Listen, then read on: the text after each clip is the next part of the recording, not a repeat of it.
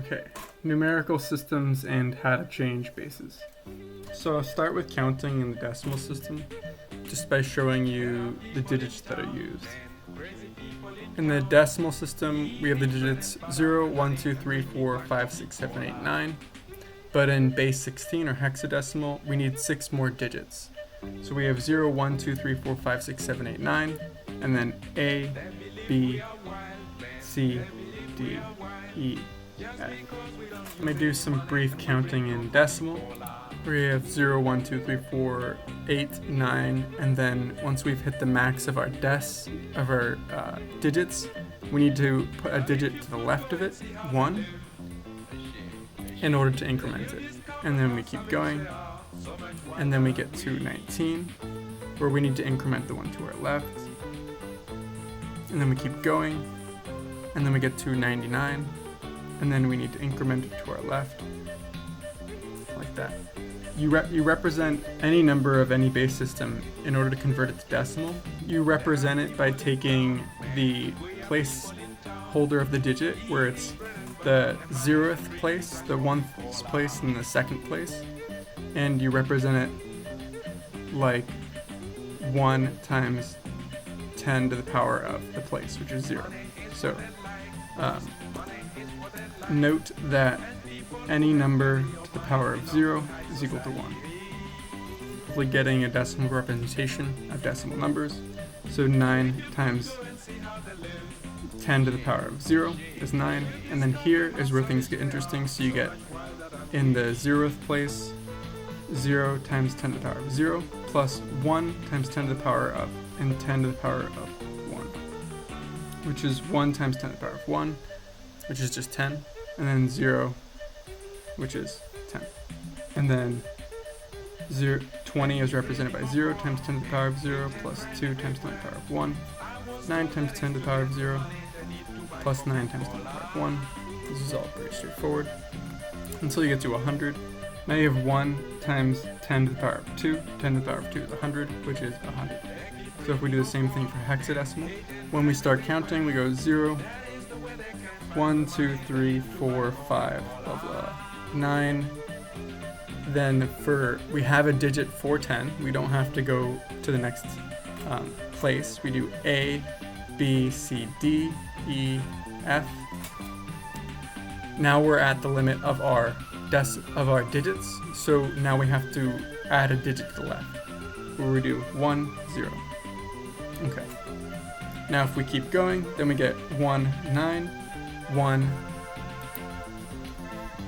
1A, 1B, 1C, 1D, 1F, and then 2, 0. Now if we try to convert these to decimal, I'm just going to start with 1, where you go 1 times the base, which is 16, which is in the 0th place, so we write exponent 0. It gets interesting at A, where A is actually represented by 10 times 16 to the power of 0, and then B, C, D, E, F. I know it's hard to see, but then I have A is 10 times 16 to the power of 0, which is 10, and then F is 15 times 16 to the power of 0, which is 15. So now we have 10, which is going to be, so we have 0 times 16 to the power of 0, plus 1 times 16 to the power of 1, which has a decimal representation of 16.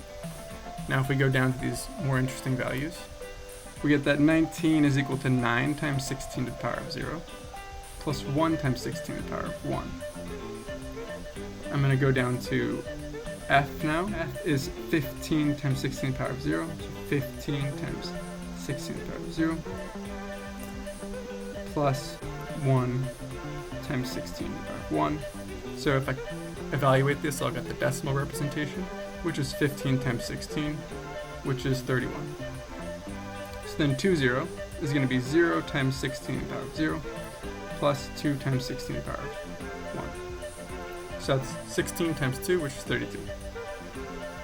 It can be confusing sometimes when you're writing digits, whether you're talking about hexadecimal or binary or octal. So generally, you would write hexadecimal like 1B, as with the prefix OX, 1B. This prefix just is trying to tell you that this is actually a hexadecimal. So then let's say that we wanted to convert the number OX ABC. So this is actually just a hexadecimal ABC.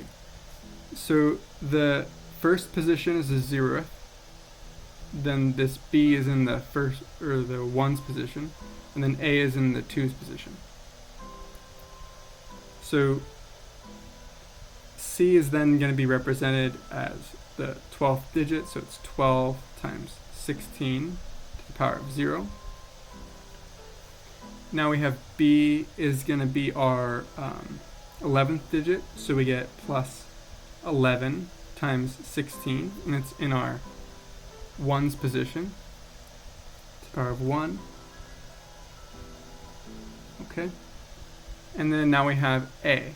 A represents 10, so we have 10, and it's in our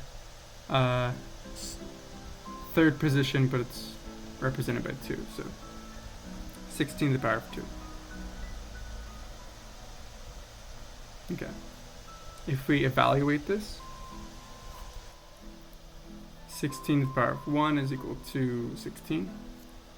And then 16 to the power of 2 is equal to 256.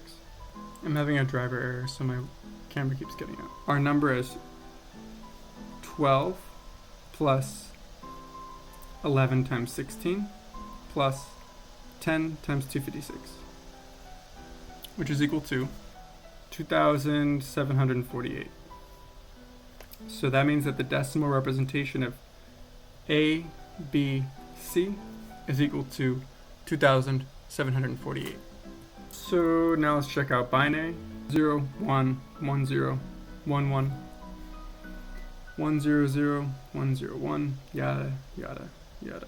Okay, so now I'm on 1, 0, 0, which has 0 in the 0th place.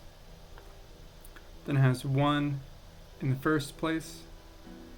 So it has 0. And then it has 1 in the 3rd place, the 2nd place. So that's, so 2 squared is 4, so then you have 0 plus 0 plus 4.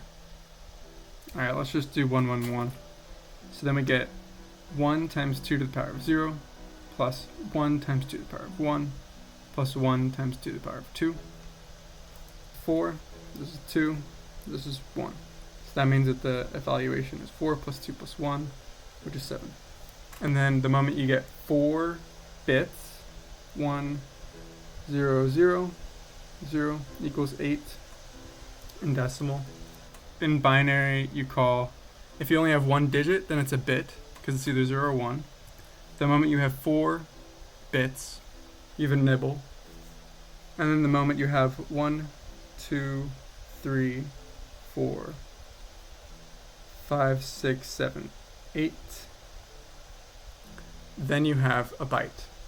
Okay, so this is the 0th position, 1st position, 2nd position, 3rd position, 4th position, 5th position, 6th position, 7th position.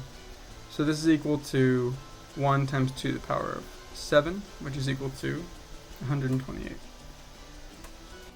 Now with all this information, for who for or what for, I don't know.